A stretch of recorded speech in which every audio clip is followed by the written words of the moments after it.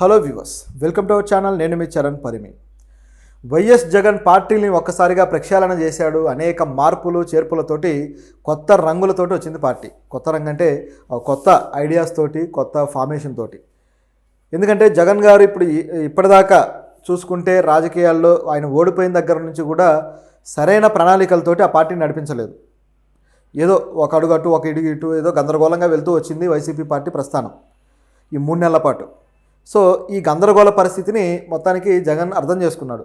So ఈ విధంగా వెళ్తే పార్టీకి ఇబ్బందే, ఖచ్చితంగా పార్టీ నుంచి స్పోక్ పర్సన్స్ని మనం ముందుకు తీసుకురావాలి, ప్రభుత్వాన్ని ఇంకాస్త ఇరకాటంలో పెట్టడానికి మనం చర్యలు చేపట్టాలి అని చెప్పేసి జగన్కి అర్థమైంది.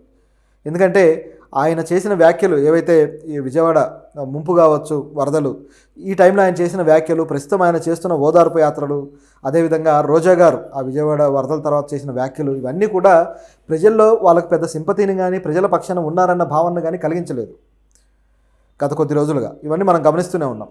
ఇప్పుడు కూడా వీళ్ళు జగన్ అలాగే ఆయన అనుచరులు మొత్తం అందరూ ఏకమయ్యారు. ఇప్పటిదాకా ఎవరి దారి వాళ్ళు అన్నట్టుండి ఇప్పుడు ఏకమయ్యారు. సో వీళ్ళు ముంపు ప్రాంతాలకు వెళ్ళి పరామర్శలు ఆల్రెడీ స్టార్ట్ చేశారు. సో ఈ క్రమంలో వాళ్ళకు ప్రజల నుంచి కూడా పెద్ద ఏదైతే జెస్చర్ ఉంటుందో రావట్లేదు. దాంతోపాటు మరోవైపు మీడియా నుంచి కూడా కొద్దిగా లైట్ తీసుకున్నట్టు అయింది. జగన్ పరామర్శిస్తున్నాడు అంటే ఆ వెయిట్ రావట్లేదు దానికి.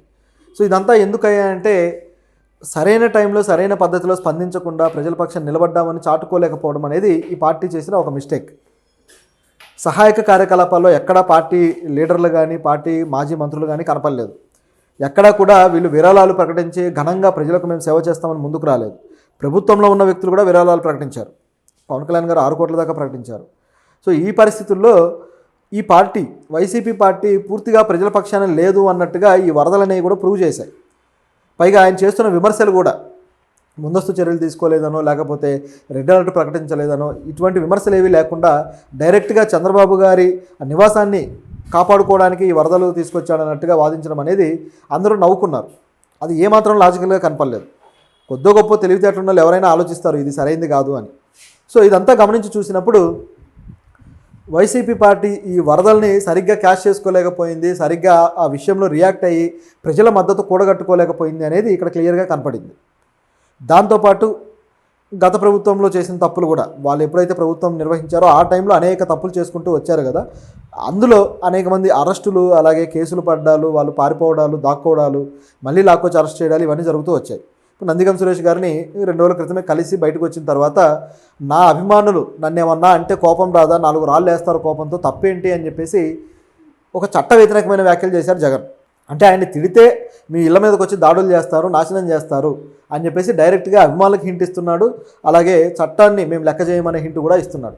ఇంత దుర్మార్గమైన డైలాగులు ఒక సీఎంగా ఉండి పరిపాలన చేసిన వ్యక్తి, ఒక మాజీ సీఎం మాట్లాడుతున్నాడని ఎవ్వరూ ఎక్స్పెక్ట్ చేయరు. చాలా దుర్మార్గమైన మాట అది. చట్టాన్ని మేము ఏ విధంగా వాడుకుంటామని చెప్పే మాట లేదు.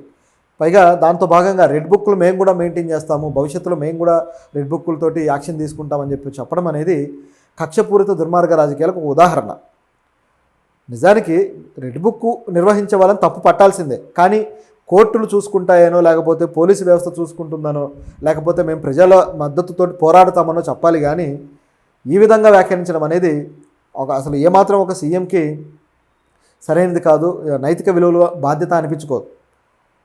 సో ఇది పరిస్థితి. అయితే ఇక్కడ వచ్చిన విమర్శలు లేకపోతే ఇక్కడ ప్రజల మద్దతు కూడగట్టుకోలేకపోవడం ఇవన్నీ అర్థం చేసుకొని ప్రభుత్వం తమ మీద జులుమును ఇంకా ప్రదర్శిస్తూనే ఉంది. కాబట్టి ఏదో రకంగా వీళ్ళని అడ్డుకోవాలంటే పార్టీని పూర్తి స్థాయిలో ప్రక్షాళన చేసి కొత్త రూపురేఖలు తీసుకురావాలి అని చెప్పేసి జగన్ ఆలోచించారు.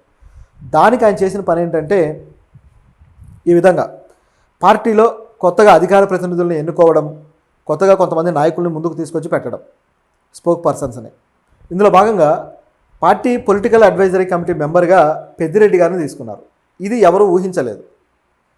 పెద్దిరెడ్డి గారిని తీసుకోవడం వెనక ఉన్న రాజకీయం ఏంటంటే అది కూడా ఇంట్రెస్టింగ్గానే ఉంది. నిజానికి పెద్దిరెడ్డి మదనపల్లి ఫైల్స్ ఏవైతే దహనం ఉందో ఆ దహనం కేసులో ప్రధాన నిందితుడు. అదేవిధంగా ఆయన ఇంటికి ప్రభుత్వ నిధులతోటి రోడ్డు వేయించుకొని ఆ రోడ్ను బ్లాక్ చేసి ఆ ఇంటి చుట్టూ ఎవరు తిరగకుండా, ఆ రోడ్లో తిరగకుండా బ్లాక్ చేసిన మహానుభావుడు. సో ఆయన ఈ విధంగా కొద్దిగా కాంట్రవర్సీ అయ్యాడు, కేసులు నమోదయ్యాయి, పెద్ద ఇష్యూ అయింది. అసలు ముందు ప్రభుత్వం రాగానే జరిగిన పని ఏంటయ్యా అంటే ఫైల్స్ దగ్ధం అవ్వడం. ఏవైతే ప్రభుత్వం కొన్ని అక్రమాలు చేసిందో వాటికి సంబంధించి ఏది కూడా ఎవిడెన్స్ లేకుండా చేయడానికి ప్రయత్నించడం, అందులో ప్రధాన నిందితుడు ఆయన. ఆల్రెడీ ఈ కేసుని రాష్ట్ర సిఐడి శాఖ డీల్ చేస్తూ వస్తుంది. ఇదొక యాంగిల్లో ఉంటే, ఇటువంటి వివాదాస్పదంగా ఉన్న లీడర్కి ఇప్పుడు ఎందుకు సడన్గా ఇంత ఎక్స్పోజర్ ఇచ్చారు, ఎందుకు నిలబెట్టారు అని చూస్తే, చంద్రబాబు గారికి ధీటైన సరైన లీడర్ పెద్దిరెడ్డి అని చెప్పేసి జగన్కి ఎప్పటి నుంచో ఉన్న భావన. చంద్రబాబు గారిని ఓడించడం కోసమే ఆయన నియోజకవర్గం కుప్పంకి బలవంతంగా పెద్దిరెడ్డిని తీసుకొచ్చి ఆయన చేత అక్కడ రాజకీయపరమైన స్ట్రాటజీలు నడిపి ఎన్నో ప్రయత్నాలు చేసినా సరే సాధ్యం కాలేదు. కానీ ఆయన కెపాసిటీ మీద జగన్కి ఉన్న భరోసా అనేది గత ఎలక్షన్ టైంలోనూ చూసాము, ఇప్పుడు కూడా చూస్తున్నాం. కాబట్టి ముందు తీసుకొచ్చి పెట్టాడు. ఖచ్చితంగా చంద్రబాబు గారికి ధీటైన సమాధానాలు ఇస్తూ రాజకీయ చాతుర్యం ఉపయోగిస్తాడనేది ఒక యాంగిల్. రెండోది, తనకి ఇప్పటిదాకా ఉన్న అసలైన అడ్వైజరీ కమిటీ, అసలైన శాఖ, అసలైన క్యాబినెట్ వ్యక్తి, అంటే వీటన్నిటిలో లేకపోయినా సరే ఆ స్థాయి కలిగిన వ్యక్తి సజ్జల గారు. ఆయన్ని దూరం పెట్టమని చెప్పి పార్టీలో ప్రతి ఒక్కరూ కూడా మొత్తుకుంటూ ఉన్నారు. ఆయన మీద డైరెక్ట్గా ఇండైరెక్ట్గా అనేక మంది వ్యాఖ్యలు చేస్తూ వచ్చారు. ఇప్పుడు ఆ స్థాయిని ఫిల్ చేయాలంటే సజ్జల దూరం పెడితే చాలా వరకు డొల్లతనం కనిపిస్తుంది అనమాట. ఎందుకంటే అంత ఆక్రమించారు సజ్జల. పార్టీ అనేది మొత్తం ఒక బాక్స్లో ఉన్నది అనుకుంటే ఆ బాక్స్లో 80% సజ్జల ఇన్ఫ్లుయెన్సే, మిగతా 20% మిగతా వాళ్ళు. సో ఈ 80% తీసేస్తే ఖాళీ అయిపోతుంది ఆ బాక్స్. దాన్ని ఫిల్ చేయాలి అంటే మరి కొంతమంది బలమైన ధీటైన నాయకులను తీసుకోవాలి. ఇప్పుడు సజ్జలనే కాదు, సజ్జల కుమారుడిని కూడా, రవిచంద్రారెడ్డిని కూడా, ఇద్దరిని పక్కన పెట్టారు. ఎందుకు ఈ విధంగా చేశారు అంటే అందరికీ తెలిసిందే. డొక్క మాణిక్యవర ప్రసాద్ గారు ఆయన మీద డైరెక్ట్ విమర్శలు చేశారు. అదేవిధంగా జాఫర్ గారితో ఇంటర్వ్యూలో మరొక లీడర్ పేర్ని నాని గారు విమర్శలు చేశారు. ఇక కేతిరెడ్డి గారు అయితే అవకాశం దొరికినప్పుడల్లా చేస్తూనే ఉన్నాడు. సో ఇట్లా పార్టీలో ఉన్న ముఖ్యమైన లీడర్లే ఈ స్థాయి విమర్శలు చేసేసరికి ఆ ప్రమాదం ఏంటనేది గ్రహించారు జగన్. నిజానికి ఇప్పటికీ కూడా జగన్ గారికి సజ్జల యాక్టివిటీస్ వల్లే మనం దెబ్బతిన్నామనే అవగాహన లేదు. కాకపోతే దెబ్బతిన్నారు కాబట్టి ఇప్పుడు ఖచ్చితంగా చేంజ్ చేయకపోతే ఉన్న నాయకులు కూడా జారిపోతారన్న భయంతో చేస్తున్నారు అనుకోవాలి. సో ఇది ఈయనకున్న పరిస్థితి. అలాగే వైసీపీ సోషల్ మీడియా హ్యాండిల్స్ ఏవైతే ఉన్నాయో ఐటీ సెల్ దీన్ని మెయింటైన్ చేసింది సజ్జల కుమారుడు. వాళ్ళిద్దరి మీద కూడా కొన్ని ఆరోపణలు ఉన్నాయి. ఈ జత్వానీని కొద్దిగా వీళ్ళు వేరే రకంగా ఉపయోగించి ఆమెను దెబ్బతీయడానికి ప్రయత్నించారని, ఆవిడ పరువుకు భంగం కలిగిస్తూ రకరకాలుగా చేశారని చెప్పేసి ఆరోపణలు ఉన్నాయి. అయితే ఈ సోషల్ మీడియాను కూడా సరిగ్గా డీల్ చేయలేదు, కేవలం బురద చల్లడానికి వాడారు తప్పితే పార్టీ చేసిన మంచి పనులు చెప్పుకోవడానికి, ప్రభుత్వం చేసిన ఆ పథకాల్లో అభివృద్ధి పనులు చెప్పుకోవడానికి వాడలేదు అనేది వాస్తవం. ఈ విషయంలో కొంతమంది నాయకులు పార్టీ నుంచి డైరెక్ట్గానే విమర్శించారు. జగన్ తాను చేసిన ఈ ఏవైతే సంక్షేమ కార్యక్రమాల గురించి బాగా ప్రచారం చేసుకున్నాడు, కానీ తాను అభివృద్ధి చేసిన అభివృద్ధి కార్యక్రమాల గురించి ప్రచారం చేసుకోలేదు అని చెప్పేసి న్యూట్రల్గా ఉన్న కొంతమంది కూడా మాట్లాడారు. అది కూడా కొంతవరకు వాస్తవమే. సో ఆ పని ఎందుకు అలా జరిగిందయ్యా అంటే, ఒకటి జగన్ ప్రయారిటీ, రెండోది ఆయన మనసు గెలుచుకోవాలంటే చేయాల్సిన పనులు ఇవే అని చెప్పేసి ఐటీ సెల్ భ్రమపడడం. అంటే ఐటీ సెల్లో ఉన్న వ్యక్తులు ప్రొఫెషనల్స్ కాకపోవడం. సో వాళ్ళు జగన్ మనసు గెలుచుకోవాలంటే చంద్రబాబుని, లోకేష్ని తిట్టాలి, రెండోది పవన్ కళ్యాణ్ని ప్యాకేజీ స్టార్గానో లేకపోతే మరో స్టార్గానో విమర్శలు చేయాలి, లేకపోతే సంక్షేమ పథకాల్లో ఈయనేదో ఒక జీసస్ లాగా అందరికీ వరాలు ఇచ్చేసినట్టుగానో లేకపోతే మరో దేవుళ్ళలాగా చూపించాలి అనే ప్రయత్నం పెట్టుకొని ఆయనకు ఉన్నదాన్ని డ్యామేజ్ చేశారు. ప్రజల సొమ్మును ప్రజలకు ఇవ్వడానికి ఏదో పెద్ద చారిటీ చేస్తున్నట్టు బిల్డప్ ఇవ్వక్కర్లా, అది ప్రజల సొమ్ము. అన్నెసెసరీగా ఇచ్చేది కట్ చేస్తే అదే సంతోషం. అలా కాకుండా అసలైనవి కట్ చేసి కొసరం మాత్రం ఇస్తూ పోతారు వీళ్ళు. సరే, ఇదంతా ఒక యాంగిల్ అయితే వీళ్ళని ఈ విధంగా పక్కన పెట్టారు. ఇప్పుడు సోషల్ మీడియా హ్యాండిల్స్ కూడా ప్రత్యేక సలహాదారుగా, ప్రత్యేక పొలిటికల్ అడ్వైజర్గా, ఇంకా చెప్పాలంటే అసలు ఆ పదవి కూడా వెరైటీగా ఉందన్నమాట. సో అలాంటి పదవిలోకి సాయి దత్ అనే ఒక వ్యక్తిని తీసుకొచ్చి పెట్టారు. ఆ వ్యక్తి చంద్రబాబు గారి దగ్గర, లోకేష్ గారి దగ్గర వాళ్ళకు స్ట్రాటజిస్ట్గా పనిచేసిన వ్యక్తి. ఇప్పుడు పొలిటికల్ స్ట్రాటజిస్ట్గా వైసీపీ దగ్గరకు వచ్చారు. ఈయన ఇప్పుడు ఏం చేయబోతున్నారు అనేది ఇప్పుడు ఉన్న క్వశ్చన్.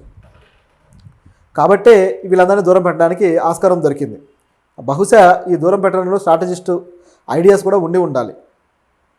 నిజానికి జగనే సగం స్ట్రాటజిస్ట్గా నడిపిస్తున్నాడు. ఈ సాయి దత్ కూడా తన యాక్టివిటీస్ మరి పూర్తి స్థాయిలో మొదలెట్టారో లేదో కూడా మనం అప్పుడే అంచనాకు రాలేం. కాకపోతే పార్టీ కొత్త రూపు తీసుకుంటుందన్న దానికి ఇదంతా ఒక ఉదాహరణ. ఇదే కాకుండా శ్యామల గారికి, అలాగే రోజా గారికి, మిగతా అందరికీ కూడా తగిన ప్రాధాన్యత ఇస్తూ వచ్చారు. రోజా అంటే ఆల్రెడీ స్పోక్ పర్సన్గా ఉన్నారు. పార్టీ తరపు నుంచి పెద్ద స్థాయి నాయకులను విమర్శించే వాళ్ళలో రోజా కూడా ఒకరు. అయితే ఇప్పుడు శ్యామల గారికి కూడా ఆ పదవి వచ్చింది. పార్టీ అధికార ప్రతినిధులుగా కొంతమందిని ప్రకటిస్తే వాళ్ళలో ఇవి ఉన్నారన్నమాట. శ్యామల గారు, అదేవిధంగా రోజా గారు, అదేవిధంగా భూమన కరుణాకర్ రెడ్డి, జూపూడి ప్రభాకర్, వీళ్ళు ఉన్నారు. సో వీళ్ళంతా ఇప్పుడు ఇంకాస్త గట్టిగా వాయిస్ వినిపించబోతున్నారు అంతే. అయితే శ్యామల గారికి ఒక సమస్య వచ్చి పడుద్ది ఇప్పుడు. అంటే మనం ఓవరాల్గా చూసుకుంటే రోజా గారు ఏ విధంగా అయితే పవన్ కళ్యాణ్ గారిని చిరంజీవి గారిని కూడా కలిపి, ఎందుకంటే చిరంజీవి గారు రాజకీయాల్లో లేకపోయినా ఆవిడ నోరు బారేసుకున్నారు, ఆ విధంగా విమర్శించారు. ఇదే పద్ధతిలో ఇప్పుడు శ్యామల గారిని కూడా విమర్శించమని ఆదేశాలు వస్తాయి. సో ఆవిడ కూడా విమర్శించాల్సిన పరిస్థితి ఉంటుంది. ఆవిడ గతంలోనే విమర్శించినప్పుడు ఆవిడ మీద యాంకర్గా ఉండి ఆవిడ కొన్ని తప్పుడు పనులు చేశారన్నట్టుగా సోషల్ మీడియాలో ఒక ప్రాపగాండా నడిచింది. అలాగే ఆవిడ సినిమాల్లో చేసిన కొన్ని విజువల్స్ కట్ చేసి ఆవిడ మీద కాస్త కొద్దిగా అభ్యంతరకరమైన ప్రాపగాండా చేశారు. అది కరెక్ట్ కాదు. రాజకీయాల్లో ఉండే మహిళలకి వాళ్ళకి మనం విలువ ఇవ్వాలి, వాళ్ళని గౌరవించాలి. విమర్శలు వ్యక్తిగతంగా ఉన్నప్పుడు వ్యక్తిగతంగా కూడా ఎదురుదాడి చేయక తప్పదు. కానీ బయట సోషల్ మీడియా పీపుల్ కావచ్చు, అలాగే పార్టీ అభిమానులు కావచ్చు, నైతికంగా సరిగ్గా లేకపోతే అది ఆ పార్టీ క్యారెక్టర్గా ముద్రపడే అవకాశం ఉంది. ఈ పార్టీ మహిళల్ని నీచంగా చూస్తుంది, మహిళల పట్ల ఈ పార్టీకి ఉన్న అభిప్రాయం ఇది అని తప్పుడు సంకేతాలు వెళ్తాయి.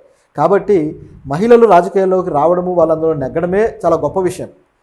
ఇప్పటికీ కూడా ఏదైతే రిజర్వేషన్ కొద్దిగా ఉందో ఆ కొద్దిగా రిజర్వేషన్లోనే వీళ్ళు పోరాడుతూ వస్తున్నారు. ఇప్పటికీ చట్టసభల్లో 33% రిజర్వేషన్ అనేది లేకుండా పోయింది. 50-50 అంటారు కానీ 33కే గతి లేదు.